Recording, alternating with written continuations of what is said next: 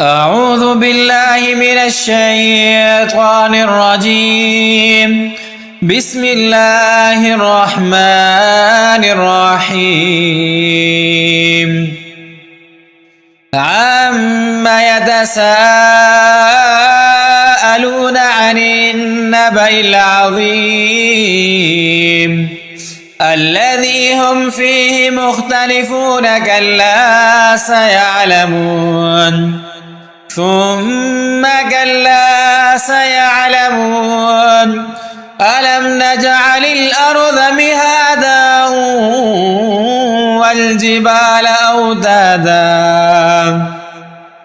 وخلقناكم أزواجا وجعلنا نومكم سباتا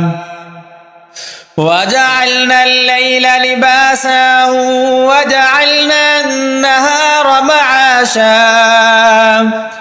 وبنينا فوقكم سبعا شدادا وجعلنا سراجا وهاجا وأنزلنا من المعصرات ماء ثجاجا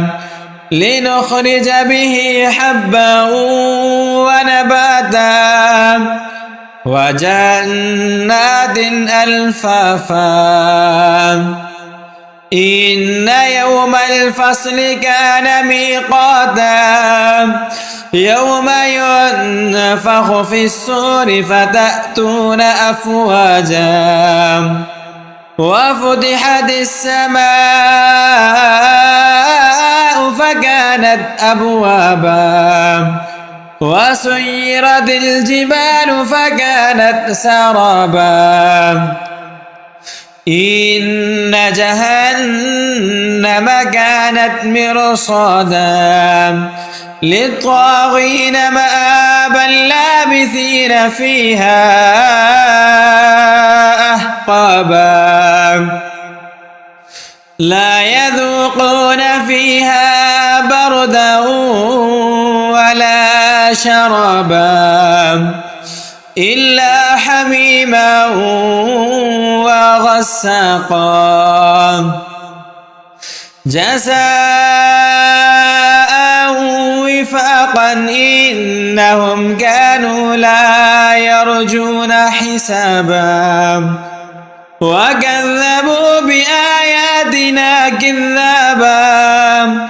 وكل شيء أحصيناه كتابا فذوقوا فلن نزيدكم إلا عذابا إن للمتقين مفازا حدائق وأعنابا